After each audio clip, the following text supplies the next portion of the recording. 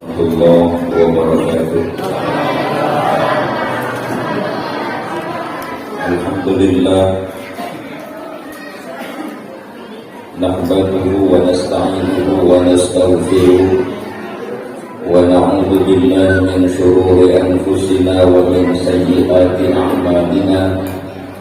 May yahdihillahu fala mudilla lahu wa may yudlil fala hadiya lahu. Asyhadu an la ilaha illallah wahdahu la syarika lah, khassana bi khairi kitabin unzila wa akramana bi khairi nabiyyin ursila wa atamma alaina ni'mata bi a'zami dinin syuri'a. Faqala ta'ala al-yawma akmaltu lakum dinakum wa atmamtu alaikum ni'mati wa raditu lakumul Islam dinan.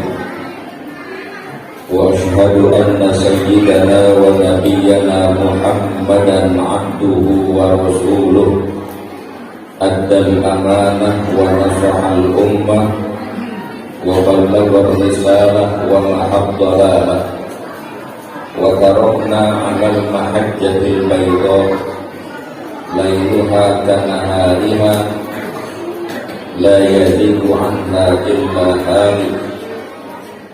Man yuti'illaha wa rasulahu faqad faza fawzan 'azima wa man ya'sillaha wa rasulahu faqad dhalla dhalalan mubina. Allahumma salli wa sallim wa barik ala sayyidina Muhammadin wa ala alihi wa ashabihi al-mujahidin al-zahirin al-tayyibin.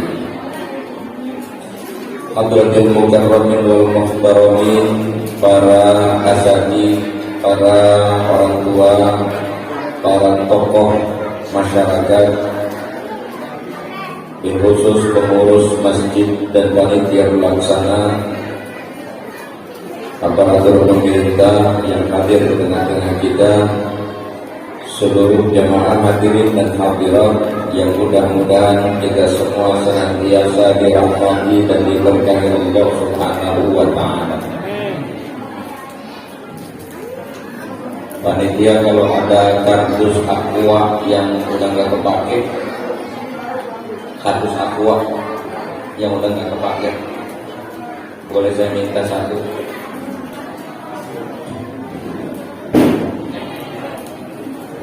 Dus aqua apa itu yang udah nggak kepake?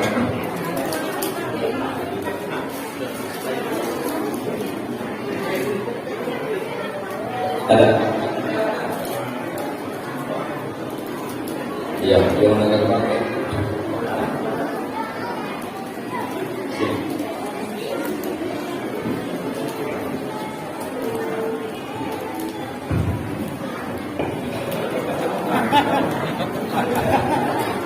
Bangkunya ketinggian, saya undang kaki. Kemudian kan lumayan kaki saya atau menghina.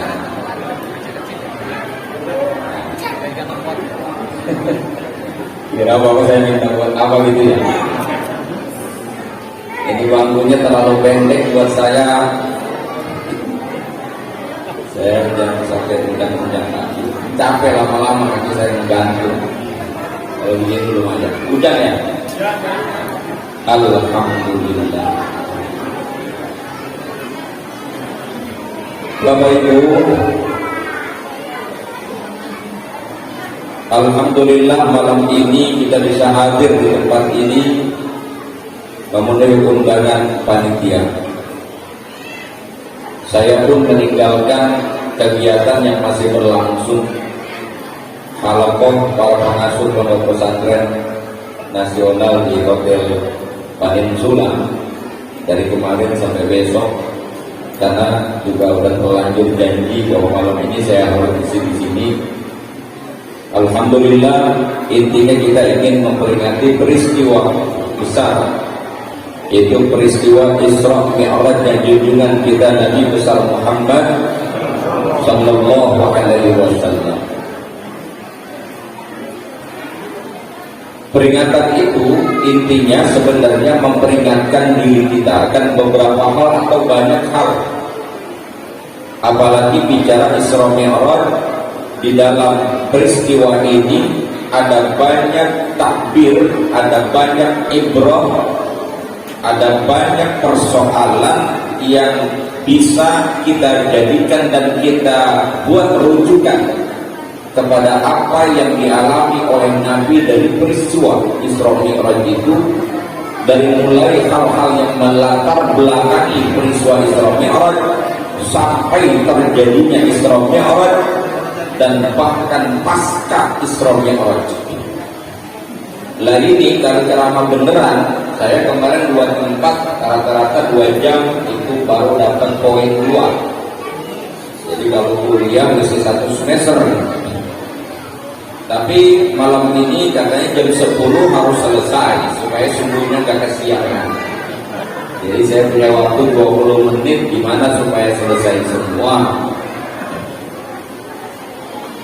Panitia juga minta pengulangan tema utama waktu di rumah Pak Haji Kosasi. Saya sambungkan sedikit dengan tema yang di tempat Pak Haji Kosasi. Apa pentingnya peringatan bagi kita? Ya, kita memperingati diri kita agar menjadi orang-orang yang selalu sadar, tidak masuk kategori orang-orang yang disebut oleh Allah dalam Al-Quran minal ghafilin, atau ulaika humul ghafilun, orang-orang yang lalai. Karena dalam perjalanan hidup kita banyak hal yang menyebabkan kita lalai dari tujuan hidup. Banyak yang lebih fokus kepada persoalan-persoalan terkait kebutuhan hidup, tapi lupa akan tujuan hidup. Anak siapa itu? Bu, saya ulangi. Orang lupa apa tujuan hidup, tapi sibuk dengan urusan kebutuhan hidup. Apa tujuan hidup kita? Allah sudah sebutkan dalam ayat Al-Quran 2 tugas dan tujuan utama hidup manusia. Yang pertama, tugas sebagai hamba Allah. Yang kedua, tugas sebagai khalifah Allah. Wa idh qala rabbuka lil malaikah inni ja'ilun fil ardi khalifah. Ingatlah tatkala Tuhanmu berfirman kepada malaikat, memberitahu bahwa Allah akan menciptakan makhluk yang ditugasi menjadi khalifah. Khalifah ya, bukan khilafah. Jadi putar-putar. Kita ngomongin khalifah, bukan khilafah. Yang kebanyakan sering ngomongin khilafah, ujungnya khilaf itu biasanya.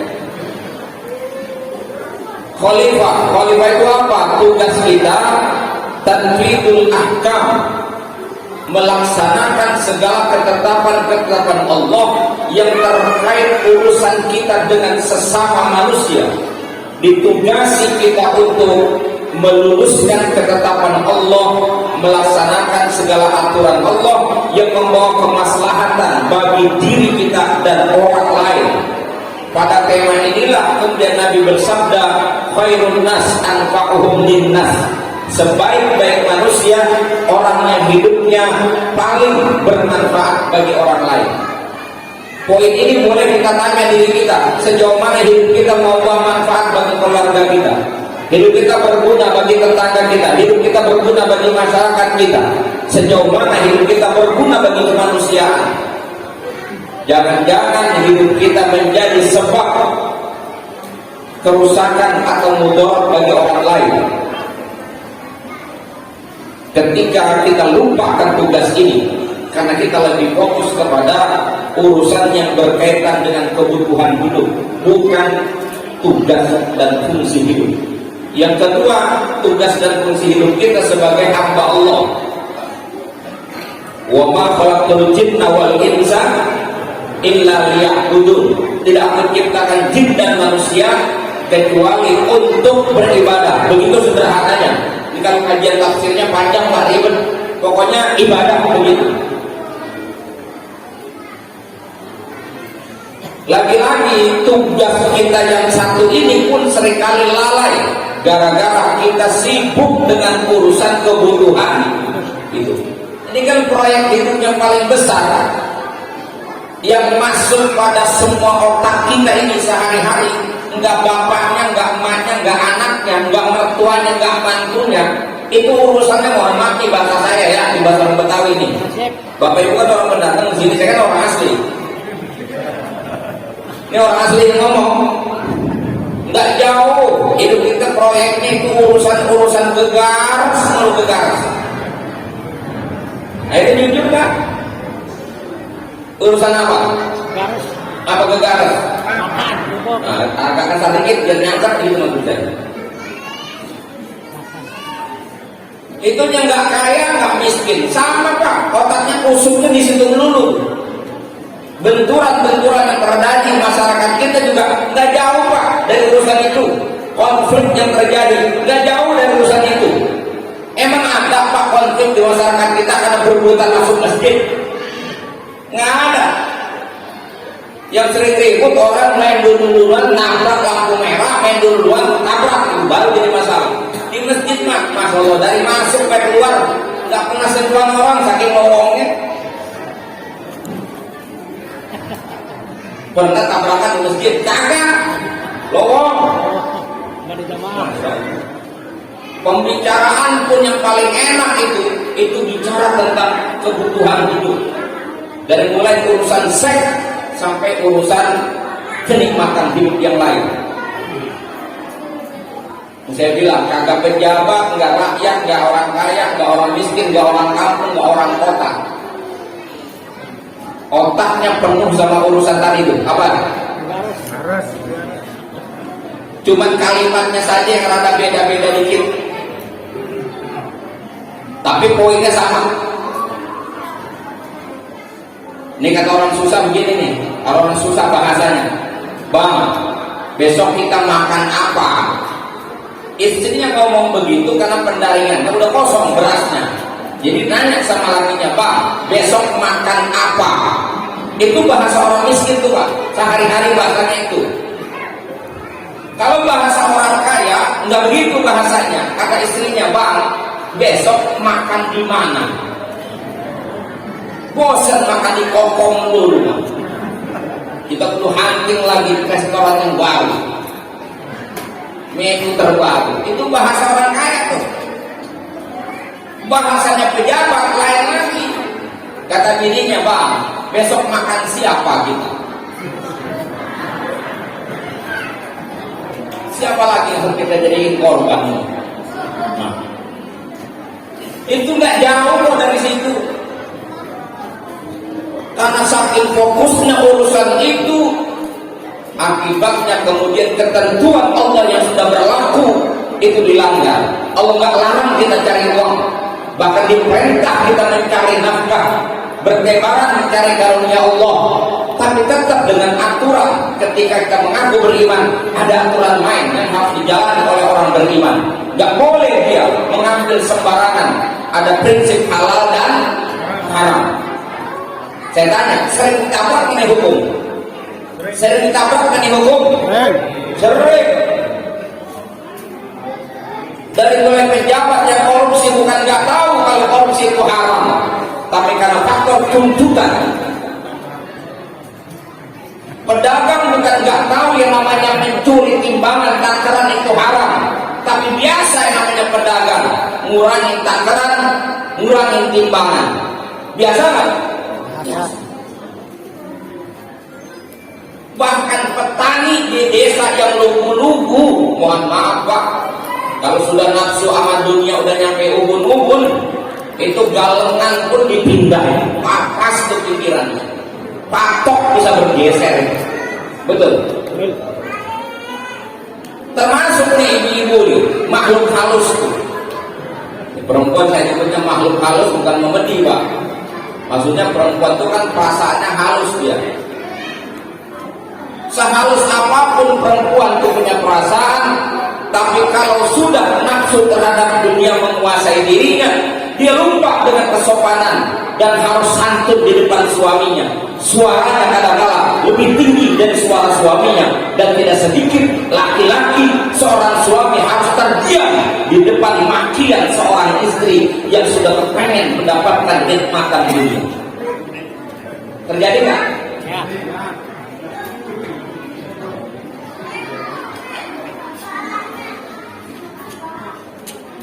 Ini yang saya maksud kelalaian kita.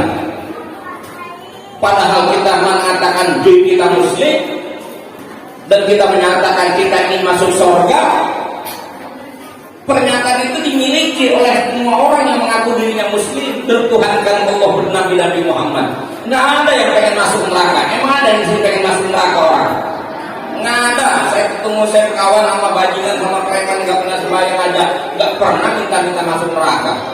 Apalagi rajin ngaji begini, jablay aja, jablay pengen masuk surga. Apalagi ibu yang rajin ngaji, mau jablay aja pengen masuk surga.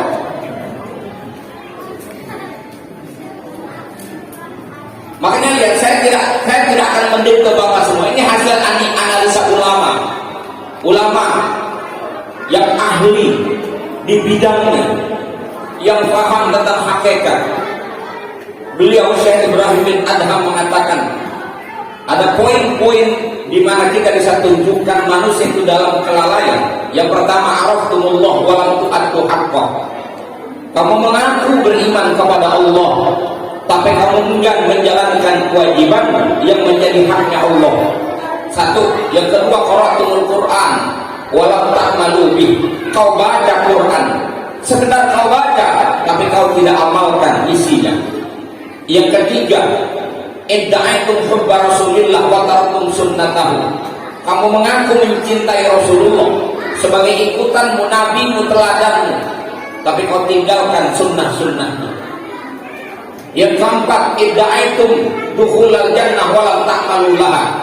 Kamu mengaku ingin masuk surga, tapi kamu tidak beramal yang memungkinkan kamu mendapatkan surga. Dapat. Yang kelima, idda'aitum najata minan nar. Anak-anak pengen pulang aja deh. Di jalan-jalan depan saya kayak saya lama-lama nih. Saya tidak concern, Pak. Yang kelima, idda'aitum najata minan nar wa ramaitum fiha anfusakum. Kamu mengaku ingin selamat dari neraka, tapi seringkali juga kau lemparkan sendiri dirimu ke dalam api neraka. Yang keenam, idda'aitum adawata syaitan wa ataqtumuh wa wafaqtumuh. Kamu mengaku bermusuhan dengan syaitan, tapi nyatanya seringkali kau taati ajakan syaitan, kau turuti musuh syaitan, dan barangkali juga perbuatanmu seringkali sama dengan perbuatan syaitan. Yang ketujuh, qultum annal mauta haqqun wa lam tasta'iddu lahu.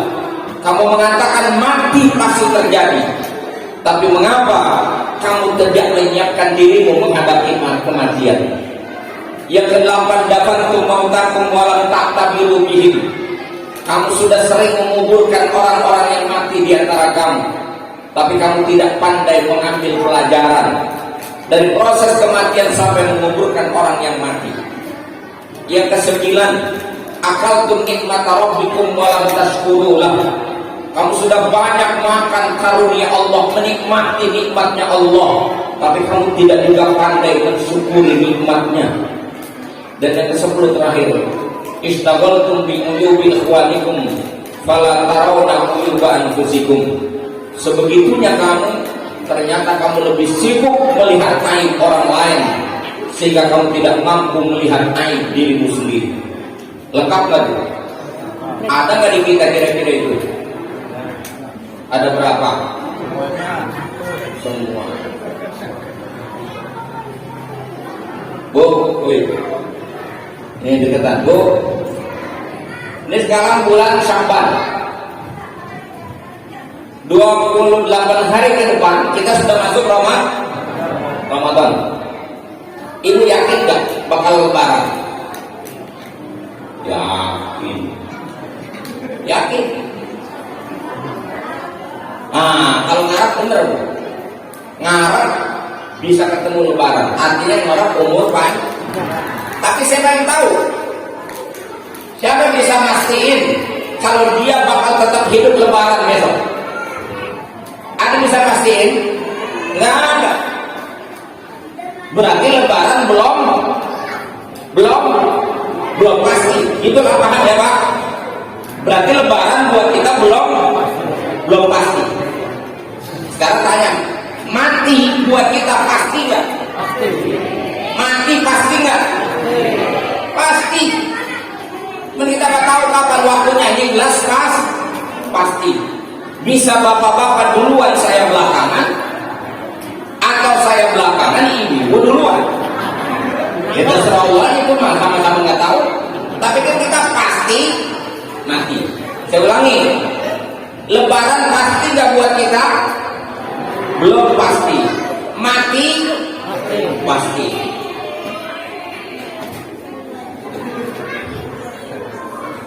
Berarti harusnya nih, kalau pakai logika yang cerdas, kita mesti menyiapkan yang pasti atau yang enggak pasti. Yang harus kita siapkan untuk sesuatu yang pasti atau yang belum pasti. Pasti. Yang pasti apa? Mati. Persiapanmu untuk mati apa? Ternyata ibadahmu tidak sesemangat kamu mempersiapkan lebaran. Untuk lebaran dari bulan Rajab kemarin sudah mulai ngambil kreditan.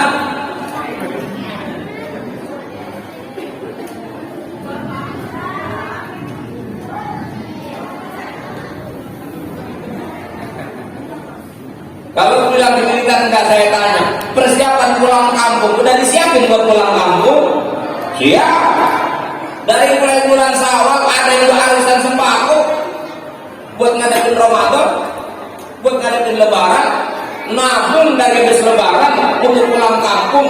Padahal Lebaran belum mati. Pasti. Harusnya yang kita siapkan untuk yang pasti, yaitu kematian. Tapi kita ternyata selalu lebih siap untuk pulang kampung dan pesta Lebaran ketimbang mempersiapkan mati yang pasti. Lalainya kita termasuk. Kalau diajak sedekah bilangkan ntar aja, masih ada kebutuhan. Buat apa? Buat Lebaran. Lebarannya belum pasti. Mati pasti kita nggak siap. Itu kan contoh kelalaian kita. Bahwa besok kita masih hidup, alhamdulillah, Allah masih perkenankan kita menikmati hidup. Yang tugas kita tetap nggak bergeser, ibadah dan khalifah, yaitu melaksanakan ketetapan Allah, itu nggak bergeser. Bahwa kemudian kita ini masuk kategori lalainya tuh di situ. Untuk yang belum pasti kita selalu lebih semangat, tapi untuk yang pasti seolah-olah masih ada harapan hidup 1000 tahun lagi. Padahal Allah sudah kasih informasi, Pak, siapapun yang besok mati itu pasti nyesel pengen balik. Dari mulai saat ruhnya mau dicabut, dia sudah merintih-rintih minta kepada Allah, laula akhartani ila ajalin qarib, ya Tuhan, cobalah tunda usiaku sebentar saja. Apa yang dia minta? Perpanjangan umur. Nggak lama mintanya, sebentar saja ya Allah, kasih aku kesempatan. Mau ngapain? Fa'asaddaqo wa akum minas sholihin. Saya mau banyak-banyak sedekah dan saya mau jadi orang soleh. Kemarin malah masuk masjidnya cuma tahun 2 kali, Idul Fitri sama Idul Adha. Saya mau masuk masjid 5 kali sehari untuk sholat berjamaah di masjid. Kasih kesempatan sama saya ya Allah. Dijawab oleh Allah, wala yu'akhirallahu nafsan idza jaa ajaluha. Enggak aci, udah kalimatnya pakai lam, tidak akan pernah ditunda. Mau ngomong apa coba? bilang entar besok diajak ngaji, tanggunglah Ustaz, dikit lagi mau puasa, entar aja habis lebaran. Kayak yakin banget bakal ikut lebaran. Diajak sedekah nanti aja lah, kapan-kapan kalau udah luas, yakin banget kalau nanti umurnya nyampe. Itu kan lalai kita. Nanti malam kita tidur, anggap itu terakhir. Nih saya ambil contoh. Tahu nggak kiamat disebut hari apa? Namanya hari akhir. Tahu nggak kapan kiamat? Tahu nggak kapan kiamat? Nggak tahu kan? Disebutnya hari akhir. Saya tanya sama bapak ibu, yakin nggak besok kita bakal hidup? Yakin nggak besok bakal hidup? Enggak. Berarti hari ini hari terakhir. Anggap aja nih hari terakhir. Orang besok kita nggak tahu hidup apa kagak. Yang pasti ini sekarang masih hidup. Itu artinya jangan menunda-nunda kebaikan. Ketika kita menunda-nunda kebaikan, itu kita masuk dalam kategori orang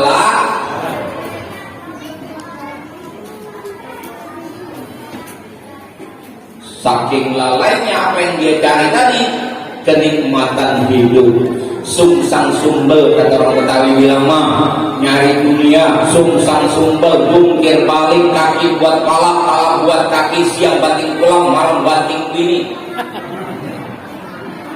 sampai habis umurnya, sampai keburu mati. Sungsang sumbel, mati-matian. Pak, jangankan gak dapatnya aja dunia kita bakal tinggalin kok. Orang nyari nama besar dalam hidup, gengsi, ya suwe Pak, tahu suwe. Ini saya gambarin, kalau hidup itu nyari nama besar, nyari pamor, nyari gengsi, mohon maaf Pak, sebesar apapun nama Bapak, besok maghrib Bapak mati. Ini semua ngeliatin saya semua, melotot semua. Andaikan besok bapak atau ibu mati Pak, kalau hidup ini hanya sekedar mencari nama besar, mencari pamor, mencari popularitas, asal bapak tahu fakta yang sudah terjadi, yang pertama hilang dari kita saat kita mati apa Pak? Apa yang pertama hilang dari diri kita? Nama dan harta kita. Namanya umpama Herman, ada nggak ada. Herman mati, begitu dia mati, namanya berubah Pak, almarhum atau jenazah. Orang nggak bilang ini Herman taruh di mana, enggak Pak, betul kan? Padahal keluarganya tahu, semua tahu, Ustadz pun tahu, yang memastikan kematian Herman. Tahu ini namanya Herman. Begitu pas gue mati, dipastikan mati, bermusyawarah, ini jenazah taruh di mana? Kan itu kalimatnya. Mana dia bilang ini Herman taruh di mana? Hilang nggak namanya itu Herman? Tetangga datang takziah, sambil takziah nanya, ini mau disolatkan jam berapa besok Herman? Enggak. Ini jenazah mau disolatin jam berapa? Ini mayit mau disolatin jam berapa? Almarhum mau diurus pemakamannya kapan? Nggak dibilang ini Herman besok nyolatinnya jam berapa? Langsung lenyap namanya. Begitu dibawa ke masjid, MC dengan terbata-bata, biasa didramatisir karena ada orang mati. Saudara-saudara semua, di hadapan kita terbujur kaku sosok jenazah. Dan dibilang di depan kita ada Herman. Betul?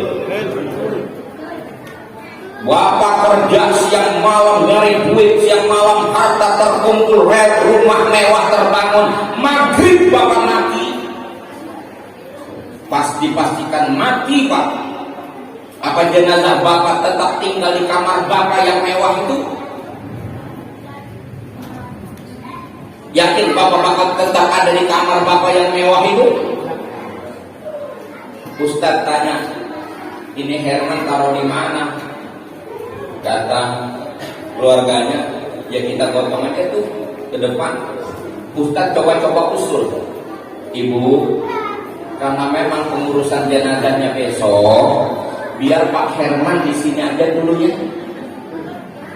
Anggap ini malam adalah malam terakhir Ibu bernostalgia dengan Bapak. Mungkin belum dikubur. Nerima gak bini Bapak? Nerima gak bini Bapak? Itu bininya si Herman walaupun lagi sedih-sedih langsung bang dari bangku. Nggak bisa Ustaz. Geser Pak Ustaz. Tolong keluarin. Tolong keluarin.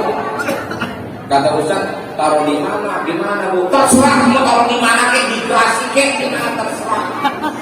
Asal jangan di sini. Coba lihat. Jadi kamar. Pada rumah mewah itu boleh kita yang bangun Pak. Kamar itu kita lengkapi semua fasilitas dan aksesoris dan pakai duit kita yang kita cari mati-matian. Baru saja sesaat kita mati, orang pertama yang bakal ngusir Bapak siapa? Ini Bapak. Wuhui, gante. Bayangin Pak, pikirin ini halus-halus. Ntar pulang sebelum itu pikirin baik-baik. Begitu nggak kira-kira? Begitu nggak kira-kira? Yang keberatan Bapak tinggal di dalam kamar itu malam itu bukan siapa-siapa, adalah istri Bapak sendiri. Betul? Besok setelah dikuburin, istri Bapak ngikut ke kuburan, ikut. Pulang nggak? Nangis menangis, mewek mau mewek, tapi ikut nggak mau. Ya udah. Katanya Bapak mau boleh mati duluan, saya masih bertahan di sini. Kali aja dapat berondong Pak. Dia masih ingin hidup, padahal waktu pacaran janjinya sehidup semati, tinggal kenangan kata-kata itu nggak berlaku. Tinggallah Bapak di dalam kubur karena sholat aja kagak, saking sibuknya nyari duit. Macul di sawah kagak sholat, ngojek gak sempat sholat, di kantor gak sempat sembahyang, zakat kagak keluarin, hidup mewah dicari, dibangun, ibadah lupa sama Allah, mati di kuburan. Diapain kira-kira di kuburan? Disiksa habis babak belur. Sementara istri dan anak-anaknya sedang sibuk membagi rencana untuk pecah waris setelah 40 hari tahlilan. Lewat 40 hari, harta Bapak yang Bapak mati-matian cari itu harta sampai Bapak ninggalin sholat, harta yang Bapak kumpulin sampai Bapak gak mau zakat, sampai Bapak lupa kepada kewajiban kepada Allah, harta Bapak dibagi-bagi. Anak dapat sawah sekian hektar, istri dapat rumah dengan mobil dan perhiasan. Bu, Bapak dikubur lagi, Bapak belum dikebukin, istri Bapak sudah dilancongin, sudah ada yang ngapelin istri Bapak karena istri Bapak janda kaya. Penggemarnya pasti banyak, orang kaya setengah cakep aja kelihatan cakep. Oh, biar STW. Kalau kaya kelihatan cakep, duitnya banyak, yang muda pun bagaikan lalat ngerubutin bangku. Bapak dari hari pertama di kuburan habis Bapak belur, terus yang fiha walayahya, mati kagak hidup kagak. Sementara istri Bapak dilamar orang dan langsung dinikahi. Yang lebih apesnya lagi, habis nikah bukan dibawa ke rumah anaknya, bukan dibawa ke rumah si pengantin lagi, karena si janda punya rumah mewah. Dia bernikmati malam pertama dan malam pengantinnya bulan madu di rumah yang Bapak bikin sendiri. Sementara Bapak lagi Bapak belum gara-gara nyai kenikmatan hidupnya sekarang dipakai sama istri Bapak dengan berondong. Sementara Bapak belum di dalam kubur. Pernah mikir nggak kira-kira begitu? Kata si Bapak yang tua, alhamdulillah bini gue udah tua Pak, udah gak bakalan laku, gak bakalan begitu, alhamdulillah. Tapi Pak, bagaimanapun begitu gambaran betapa sia-sianya hidup kita kalau hanya karena fokus ngurusin kepentingan hidup, lupa dengan tujuan. Ibu juga sama bu, besok ibu mati. Nah, kata-kata suami ibu waktu janji di bawah pohon Kamboja itu nggak berlaku. Dia semangat sekali nguburin ibu besok. Semangat, dia akan panggil Pak RT, teman-temannya semua dipanggil. Kalau sempat orang saya lagi berduka, bantu saya. Bantu ngapain? Nguburin bini saya. Ibu gak bakalan tinggal di rumah itu 2-3 hari. Hari itu doang kalau sempat diupayakan itu sudah dikuburkan. Begitu dikuburin, suami ibu pulang tahlil malam pertama sampai malam ke-7 paling lama. Didoain ibu. Lewat malam ke-7 suami ibu udah mulai manggil Pak RT. Dek, temenin gua teh, gua pengen ngobrol.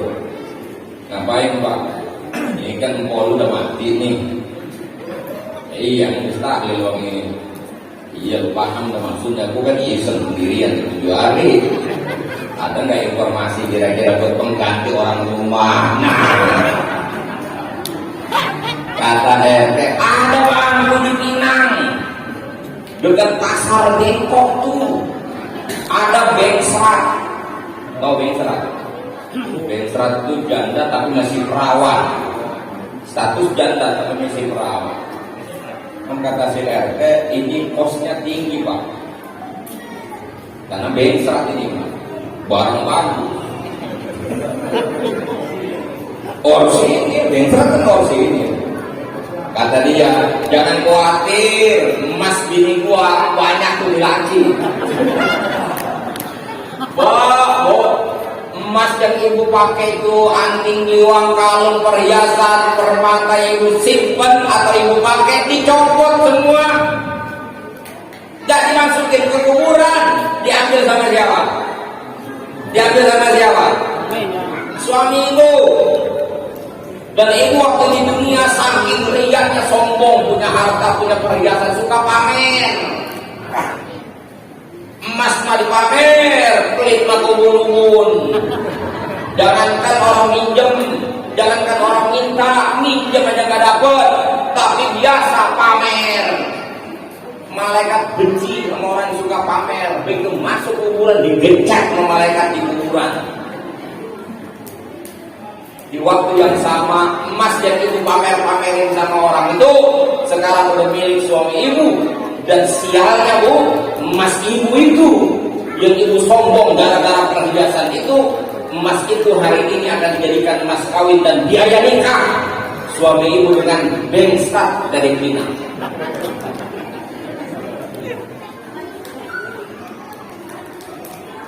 Ibu belum kebayang kan? Jangan bu, jangan dibayang-bayang. Susah membayanginnya. Sedih bu. Maksud saya sih begini, daripada tuh barang dipamer-pamerin, akhirnya dibuat modal ngawinin janda, kan akan jauh lebih bagus bu. Emas yang ibu pegang itu, yang ibu terima itu, perhiasan ibu itu digunakan buat ibadah, dinafkahkan di jalan Allah untuk modal masuk surga daripada buat modal ngawinin janda. Setuju nggak kira-kira? Setuju. Pasti setuju yang kakak punya.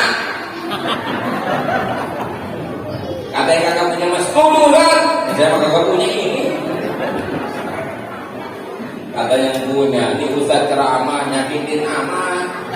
Dari sore gue tungguin mau dengerin ceramah, malah nyakitin ngomongnya.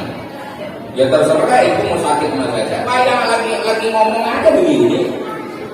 Mengingatkan, saya bilang pentingnya peringatan karena kita sering lalai dalam hidup, lupa akan fungsi hidup dan tujuan hidup, hanya fokus gara-gara ngurusin kebutuhan hidup.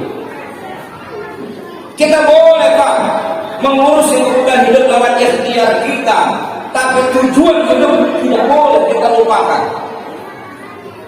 Tujuan kita adalah kembali ke Allah dan saat kembali apakah Allah akan ridho dengan kita atau tidak.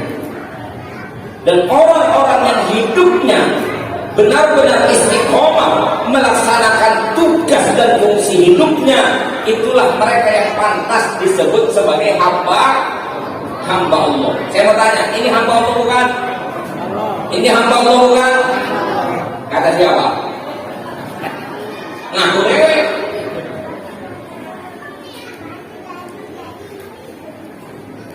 Kalau Nabi Muhammad jelas-jelas disebut dalam peristiwa Isra Mi'raj itu, Allah sebut beliau dengan kata-kata abdihi, subhanalladzi asra bi'abdihi, maha suci Allah yang telah memperjalankan hambanya. Siapa hambanya yang dimaksud?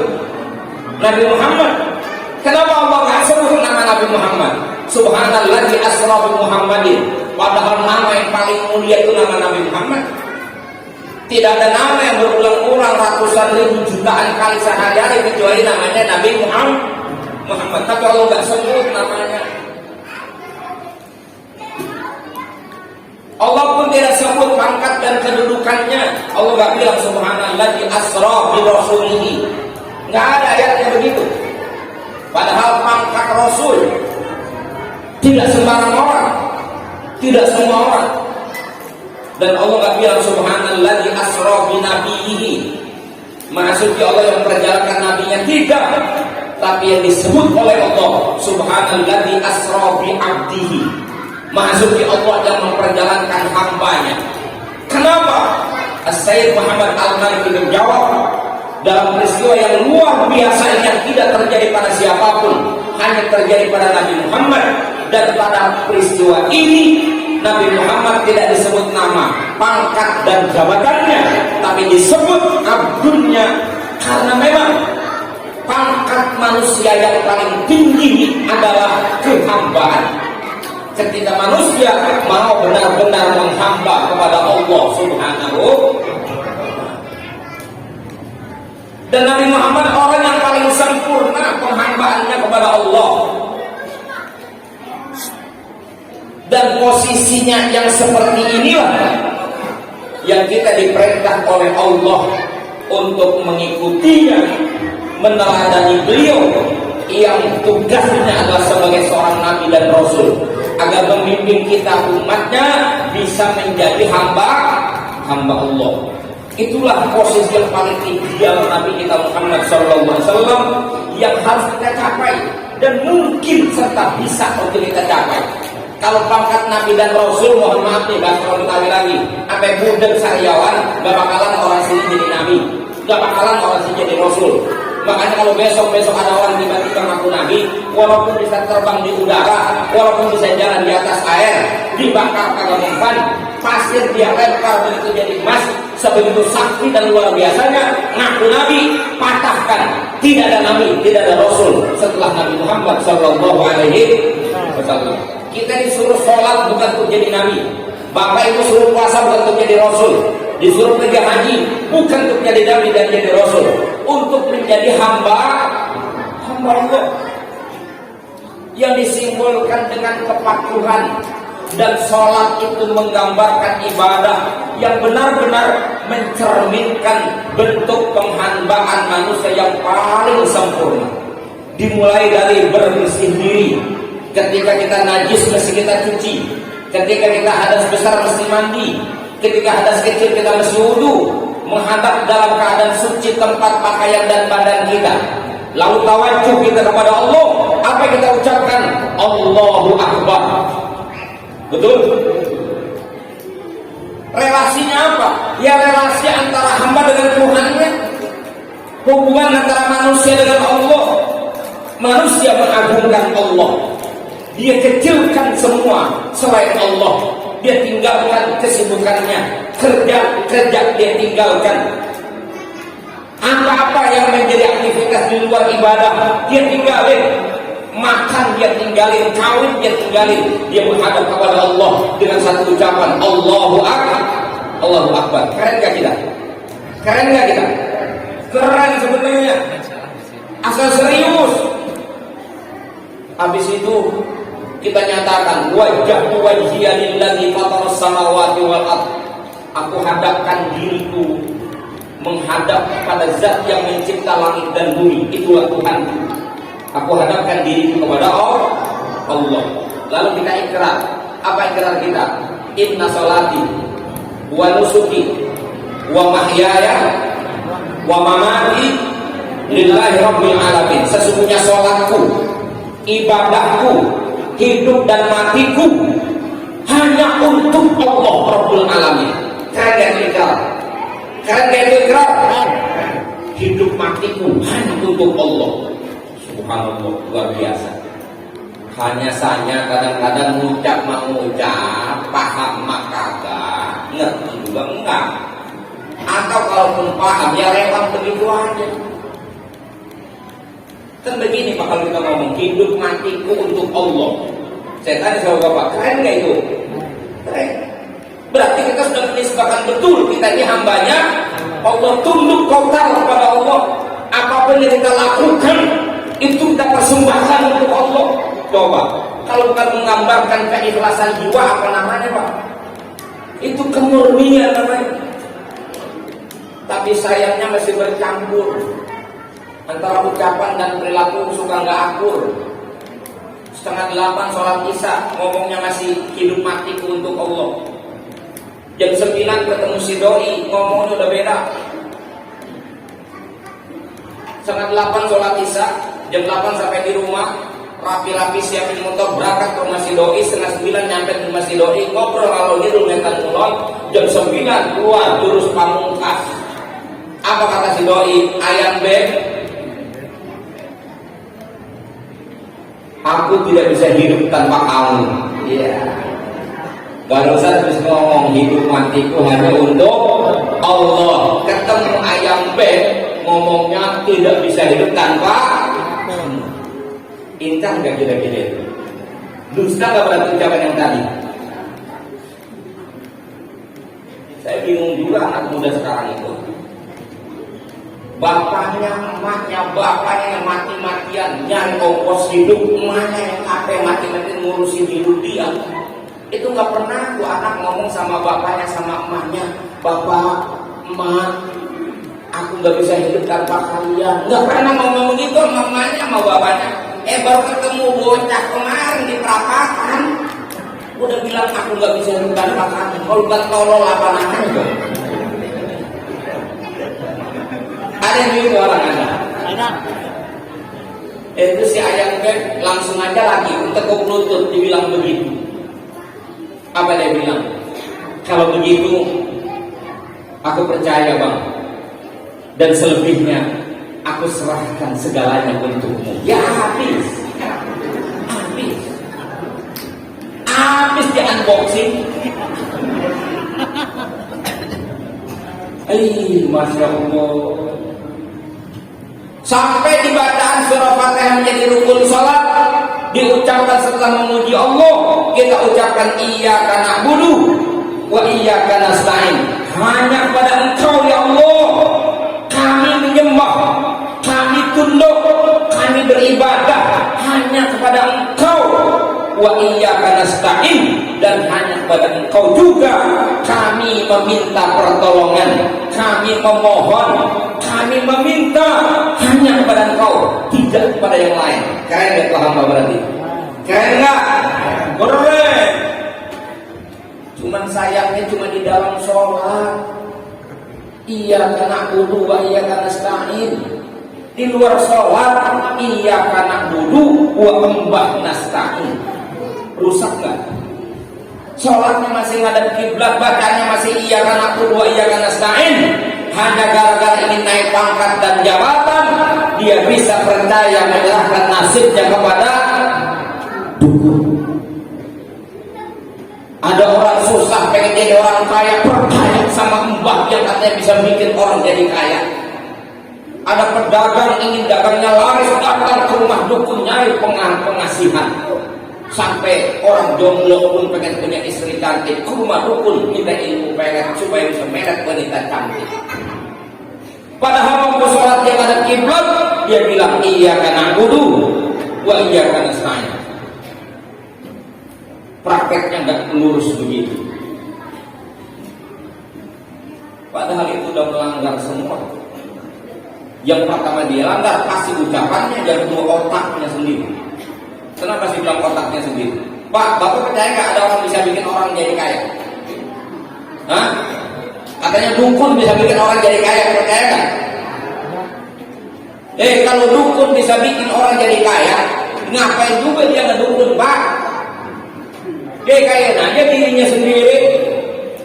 Capek-capek lagi ngewirit, capek-capek masang dupa. Kalau dia udah kaya mau ngapain? Ngedukun. Pengen dagang nyari pengasihan ke rumah mbak, dagang, pedagang, dukunnya juga mantan pedagang gagal. Dia udah bangkrut jadi pedagang, modalnya udah habis hanya ngedukun. Dukun bisa bikin orang kaya, dukun di rumah jadi pinggir sawah, udah mau rubuh. Anak jomblo pengen punya bini cakep, punya ilmu peret. Lah dukun aja jeleknya bina-bina bininya. Dia kalau bisa meret, ya peret tuh. Artis. Kan lumayan sekali peret dapat artis. Kalau dia bisa, ngapain buat ngasih dia? Capek-capek ngewiridin buat orang. Lah, buat dia. Peret tuh Ariel Tatum. Ya. Keren. Siapa tuh yang ada di TikTok sekarang? Tahu? Amanda Manopo. Kalau bisa itu aja deh. Ngapain? Masya Allah. Tapi sebegitunya orang masih percaya sama dukun, Pak. Tetap aja dibela-belain dengan bahasa yang paling tinggi. Apa dia bilang? Dia bukan bahasa pujian. Bukan emak, bukan dukun sebutannya sekarang. Apa? Orang pinter. Kita ke orang pinter. Ke orang pinter. Bapak tahu? Ibu tahu? Kenapa dukun dibilang orang pinter? Kenapa? Karena pasien orang goblok semua. Orang namanya akal sendiri. Nabi yang suruh kita begitu, Pak. Ka Allah apa-apa. Wa idza sa'alta fas'alillah, wa idza sta'anta fas'al billah. Kalau kamu meminta apapun yang kau butuh, minta sama Allah. Wa idza sta'anta fas'al billah. Kau butuh pertolongan, minta tolonglah kepada Allah. Jangan sama yang lain. Sesuaikan dengan ikrar kita dan tauhid kita. Yang Ghani itu Allah, yang Mubdi juga Allah, yang punya iradah juga Allah, yang punya qudrah juga Allah. Mau kemana kita kalau bukan kepada? Maka yang benar-benar ucapannya menyatakan Allah Tuhan saya sandarkan hidup saya kepada Allah. Dari gurunya ada pada ketetapan Allah. Allah yang kuasa. Tinggal saya bagaimana? Ketika dapat yang baik saya harus syukur. Ketika dapat yang buruk saya harus sabar. Itulah prinsip orang beriman. Berjalan prinsip iyyaka na'budu wa iyyaka nasta'in, dan berjalan juga pernyataan kita wajhatu wajhiya lillazi fataras samawati wal ardh. Nyata juga ucapan kita inna sholati wa nusuki wa mahyaya wa mamati lillahi rabbil. Dan puncaknya sholat ada sujud. Nah sujud ini secara gerakan, kalau tadi kan ucapan semua yang saya sebutin, gerakan sujud itu puncaknya sholat. Aqrabu ma yakunul abdu minallah wa huwa sajid. Posisi terdekat manusia kepada Allah adalah ketika dia sujud. Sujud itu adalah memposisikan diri kita berada pada posisi terendah di muka bumi, dan kepala kita letakkan di tempat yang paling rendah, sejajar dengan telapak kaki kita. Betul?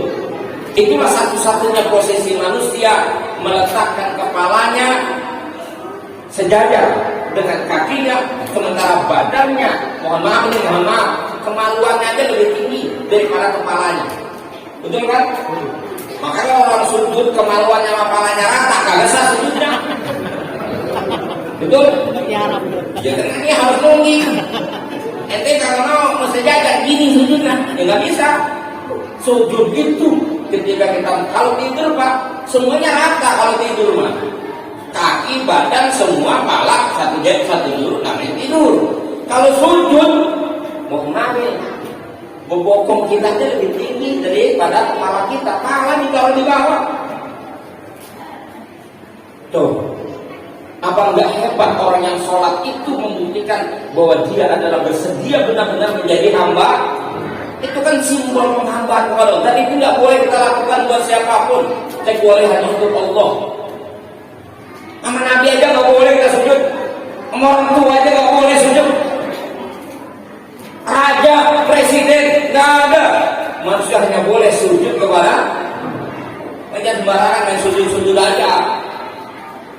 Juara dangdut sujud, main tinju menang sujud, main bola masukin gol ke gawang sujud. Apa yang saja sujud sujud itu benar-benar kita persembahkan diri kita kepada Allah. Padahal kepala ini pusatnya ego kita di sini, Pak. Ya, yang suka junjung gengsi itu di mana? Kan di sini adanya. Dan ini juga anggota yang paling terhormat nih. Betapapun Pak, Hansip kalau dimaki-maki sama Pak RW malam ini, betapapun makiannya menyakitkan, Hansip akan bertahan karena besok udah mau puasa, nunggu THR. Kalau mau risan, ntar aja bisa lebaran kalau udah dapat THR. Itu kalau sekedar dimaki-maki. Tapi kalau Hansip kepalanya diinjek sama Pak RW, RW-nya lagi sewot, kepalanya Hansip pakai kaki, saya yakin tuh Hansip nggak bakal nunggu lebaran, dia lupakan THR. Demi gengsi malam ini juga, gua serahkan tongkat ke Hansipan gua, gengsi kalau gua diinjek, gitu kan kira-kira. Termasuk saya, kalau datang ke kampung ini, ke komplek ini, ada yang berani nginjek kaki saya maklum, orang banyak. Maklum saya. Tapi betapapun orang rame, nggak ada alasan orang sini nginjek kepala saya. Kalau ada orang sini berani nginjek kepala saya pastikan saya nggak akan buru-buru pulang. Saya pengen tahu dulu dia punya jurus apa berani begitu sama saya. Kenapa? Saya terganggu kehormatan saya. Belum. Walaupun saya nggak punya ilmu pencak silat, saya nggak punya keahlian, tapi kalau kepala saya diinjak, saya pengen tahu lantarannya. Betul Bu? Termasuk ibu-ibu. Saya mau tanya, ibu kalau dibelai sama suami senang nggak? Dibelai sama suami senang nggak? Kalau ditoyor, kenapa ibu marah? Emang sakit ditoyor gitu? Disungut gitu? Sakit nggak? Sakit nggak? Nggak sakit kepalanya Bu, tapi hatinya. Bukankah itu berarti ini kehormatan? Terhormat nggak kepala kita? Terhormat. Satu. Yang kedua, ini kepala anggota tubuh yang membutuhkan perawatan ekstra berbeda dengan anggota tubuh yang lain. Bodi kita itu ukuran seksi, tidak seksinya orang bodinya. Tapi betapapun bodi menjadi ukuran seksi, kalau mandi paling banter dikasih sabun, disiram, kemudian ditempel pakai handuk, selesai urusan. Dan itu berbeda dengan kepala. Kepala ini perawatannya dari mulai sampo. Orang dulu samponya merah. Ini kalau mau puasa pada ngumpulin merah. Kalau puasa tinggal 2 hari pada bakar merah. Nenek-nenek ada nyampo pakai merah.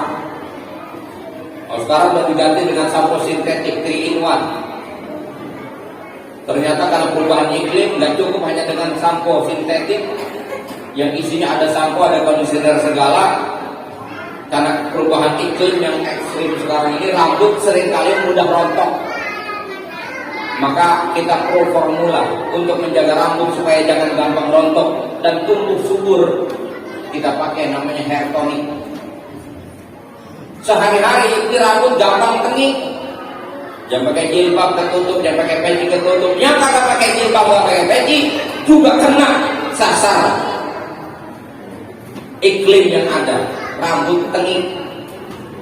Maka kita beli yang namanya Brill Cream. Atau orang yang lahir tahun 60-an itu akrab dengan tanco. Minyak rambut yang hijau itu. Jadi makanya dikunyah dulu di tangan, dikucak gitu dulu. Itu disisir jam 6 sampai jam 6 sore masih belum berubah itu bentuk sisiran. Itu tancok dasar.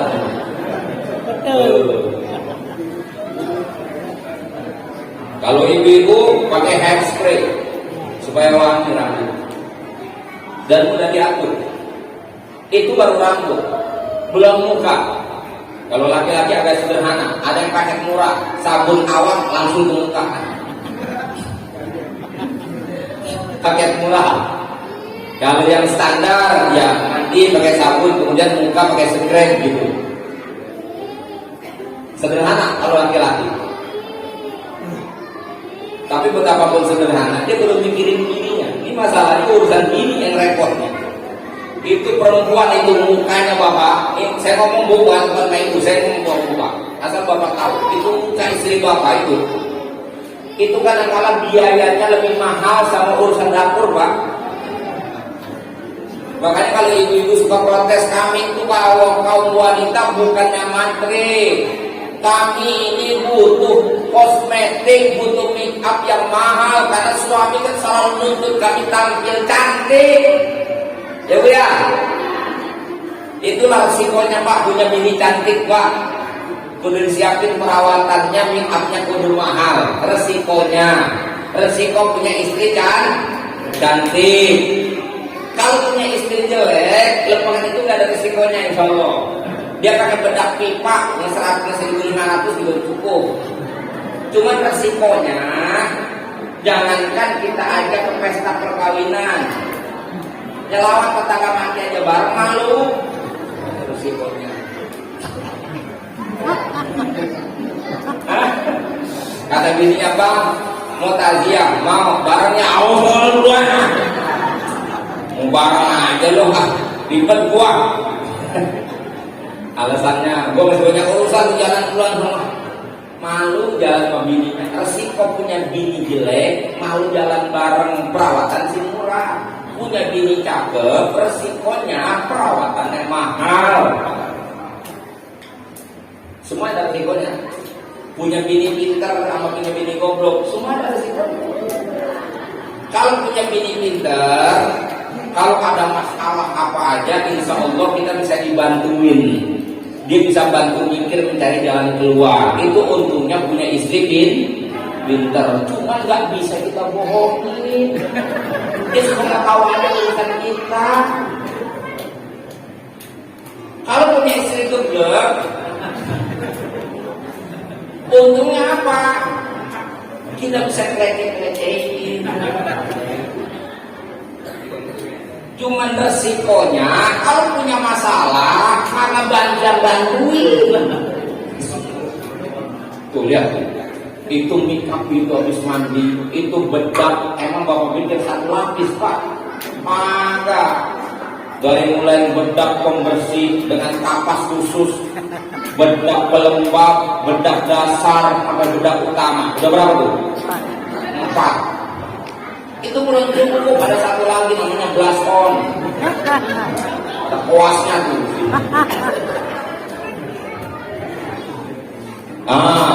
Habis dari situ ini nih coret-coret nih. Alis. Ada yang pakai dari Revlon, ada yang dari Wardah, ada yang dari sapu lidi digicek. Dan pelin patah dandang, hitam juga coret-coret. Dia tuh perempuan lama dandannya tuh, bahkan Masya Allah agak puas dia dikasih begini nih, jekerok alisnya, jekerok juga dia mencet. Itu bolpennya itu pensilnya ini dibikin tapak di sini nih.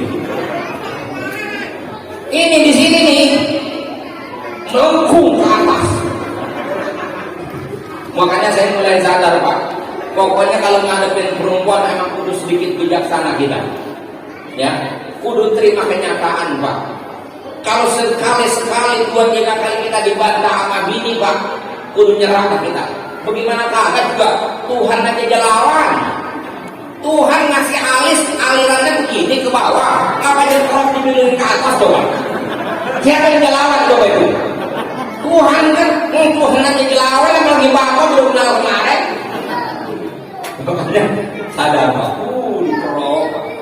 Bu, saya mau kasih tahu ya, kenapa alis awal kejadiannya semua melengkungnya ke sini. Itu udah hikmatul khalqah namanya, hikmah penciptaan. Manusia kan sering keluar keringat. Keringat kalau Betawi kata kalau goblos tuh keringat kayak gerojokan gitu ya. Keringatnya deras. Keringat kan asin, Bu. Kalau dia kena mata kira-kira gimana rasanya? Pedih. Maka Allah Maha Bijaksana, alis ini di samping juga sebagai penghias kecantikan wanita, dia berfungsi sebagai tawar air. Jadi kalau keringat tuh dia gerodoknya ke samping, jadi matanya aman. Ngapa dikerok? Ngapa?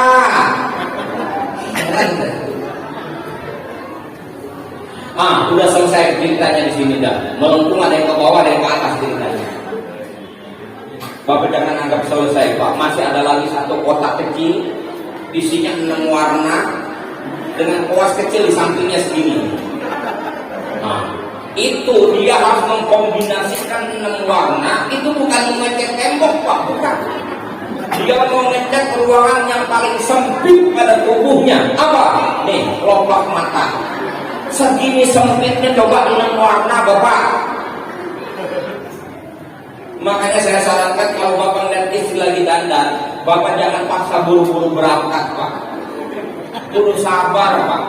Karena itu memerlukan ketelitian, kehati-hatian, keseriusan, skill untuk memadukan 6 warna diletakkan di satu tempat yang sesempit ini. Kalau Bapak paksa berangkat buru-buru, akhirnya pewarnaannya nggak seimbang. Hijau kuning ada di samping kanan, merahnya itu ada di samping mata kiri. Bagaimana kelihatan gini kita, Pak? Sabar, Pak, sabar. Emang begitu itu perempuan, Pak, modelnya. Masya Allah. Habis dari situ turun ke bawah sedikit eyeliner. Ini makainya aja, Pak, ngeri kita, Pak. Dia colok-colok, Pak, pinggirannya. Itu dari duduk sampai berdiri.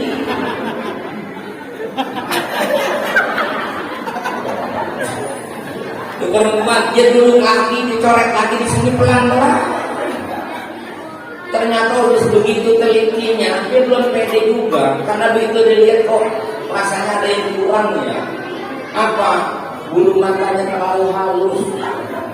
Akhirnya dia ambil satu perangkat lagi, namanya maskara. Ditempel di sini. Perempuan, Pak. Habis dari situ turun ke bawah bibir. Bibir pun polesan bukan satu, Pak, kalau yang bener. Bukan. Ada lipstik dasar. Ada lipstik utama. Ada dalamnya lip balm. Ada lip gloss, minyak lipstik tuh biar kelihatan merekahnya bagus, ya, basah lalu kelihatannya, namanya lip gloss. Ada lagi satu lagi, Pak, namanya. Kalau kita kantongin bolpen buat tulis, buat nyatet, buat tanda tangan surat, kalau dia bawa bolpen, Pak, namanya bolpen lipstik buat beresin pinggiran bibir doang. Ada bolpennya.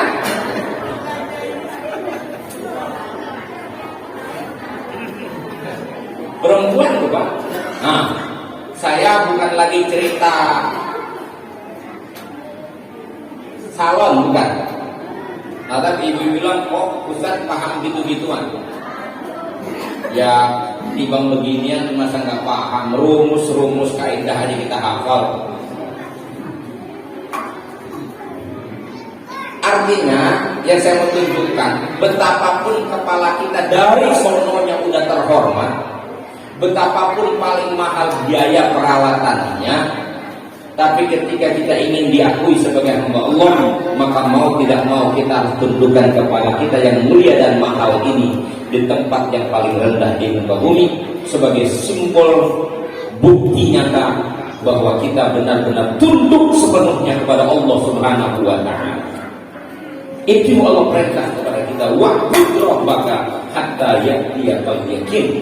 Beribadahlah kamu kepada Allah, tunduklah kamu kepada Allah sampai datang kematian. Dan harus kita perbaiki kualitas kita, bukan cuma sekedar gerakan-gerakan tubuh tanpa makna. Jadi kalau kita ngomong di sini sholat sebagai penata generasi di era digital, ini kan judul orang sekarang, di Quran kan kagak ada begini, di hadis juga nggak ada. Yang pasti manusia tingkat kualitasnya itu ditentukan di sholat. Sangat ditentukan kualitas hidup kita di sholat. Dan satu-satunya ibadah yang melekat pada diri kita sampai mati cuma sholat. Di puasa besok di waktu, ibu boleh kalau nggak mau puasa, boleh. Benar, bapak kalau mau besok nggak mau puasa boleh pak.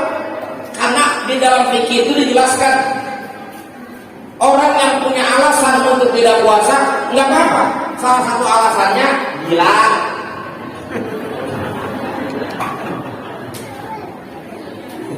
Jadi kalau gila nggak wajib bapak. Ya orang gila suruh ngapain? Sakit, sakit layur jamurhu, sakit yang udah nggak bisa diharapkan sembuhnya, itu nggak wajib lagi puasa. Mutlak wajib itu. Kalau sakit biasa masih wajib, nanti kalau udah sembuh dibayar, kalau udah bayar. Kalau yang udah nggak diharapkan sembuhnya, ya sudah nggak wajib dia, hanya diganti dengan bayar fidyah. Artinya sakit bisa menyebabkan orang gugur kewajiban puasa. Zakat nggak wajib bagi orang susah. Zakat hanya wajib bagi orang kaya. Zakat harta masuk zakat, bukan zakat fitrah. Bukan zakat fitrah orang juga membayar. Cuma zakat semua bisa itu, insya Allah. Zakat harta hanya yang kaya yang cukup nisabnya, wajib dia. Orang miskin terima pembagian zakat, nunggu dibagi, gak usah ngeluarin. Enak aja orang miskin. Enak, kewajiban kurang. Cuman kita aja nggak paham. Haji lebih tegas lagi. Man istata'a ilaihi sabila. Hanya yang sanggup, yang nggak sanggup nggak wajib. Itu lagi-lagi untungnya jadi orang susah tuh. Zakat nggak wajib, haji nggak wajib, surganya sama, nggak usah khawatir. Tapi sholat nggak kenal dia kaya, dia miskin, dia sehat, dia sakit, dia mungkin atau musafir. Kewajiban sholat melekat, dan melekatnya kewajiban sholat itu sampai detik terakhir hembusan napas. Dia sehat, dia berdiri, nggak sanggup dia duduk, sanggup nggak kuat dia berbaring nggak kuat dia mesti telentang dengan menggerakkan kelopak mata dan bibir. Kelopak mata tidak lagi bisa dipejam dan dibuka, bibir nggak bisa lagi digoyang, merem, bibir pun nggak lagi komat kami. Yang penting hatinya masih berkata, otaknya masih berpikir. Baru kalau kemudian hatinya tidak lagi bisa merasa, otaknya tidak lagi berfungsi, tarikan nafasnya berhenti, barulah selesai kewajiban itu. Itulah yang namanya kematian. Satu-satunya ibadah yang melekat pada diri kita. Makanya bisa kemudian sholat itu menjadi solusi kehidupan bagi orang yang menjalankannya, dan sholat bisa menjadi sumber masalah bagi orang yang meninggalkannya. Maka kalau orang hidupnya susah, mulu sulit, mulu masalah, mulu rumah tangga masalah, pasti ada masalah dengan sholat. Pasti. Nggak suaminya, nggak istrinya. Istrinya mungkin rajin sholat, suaminya mungkin nggak beres sholat. Akan ada itu di rumah tangga efek. Betapapun tercukupi kebutuhan hidupnya, ketika sholat dia tinggalkan, dia akan mengalami kekeringan hidup. Hidup akan stuck, hidupnya akan kering, hidupnya tidak berwarna. Dan kita kapan saja menghadapi masalah dalam hidup ini, Allah jadikan sholat menjadi jalan keluar bagi hidup kita. Sebagaimana Nabi diriwayatkan, karena Rasul idza hazabahu amrun ba'da ila sholat, Nabi ketika menghadapi sulit apapun, Nabi segera melaksanakan sholat. Maka jadikan sholat sebagai solusi. Itulah pintu kita menuju Allah Subhanahu wa ta'ala. Siapapun yang ingin hidupnya lebih baik dari hari ini, siapapun, dia harus mulai memperbaiki sholatnya. Dari mulai memperbaiki waktu sholatnya, kualitas sholatnya, pelaksanaan sholatnya, pemahaman tentang sholat, pelaksanaan sholatnya mesti dia perbaiki. Yang paling ada standarnya nih, memperbaiki sholat dalam 3 tema. 1, tertib waktu, sholat mesti dilaksanakan di awal waktu. Yang kedua, tertib tempat, sholat mesti dilaksanakan di masjid. Yang ketiga, tertib kaifiyah, sholat mesti dilaksanakan secara berjamaah. Kalau 3 tertib ini kita jaga, insya Allah sholat akan menjadi solusi bagi kehidupan kita, dan sholat akan memudahkan kita menuju Allah Subhanahu wa Ta'ala. Allah selamatkan kita dari huru hara dunia, fitnah dunia. Allah selamatkan kita dari fitnah akhirat, dan Allah hantarkan kita menuju ridhonya. Allah buka pintu ridhonya, Allah masukkan kita ke dalam surganya bersama hamba-hamba Allah yang soleh, bersama Nabi kita Muhammad sallallahu alaihi wasallam. Paham? Jelas? Udah, terima kasih, mohon maaf. Itu bisa saya sampaikan. Wallahu a'lam bishawab. Assalamualaikum warahmatullahi wabarakatuh.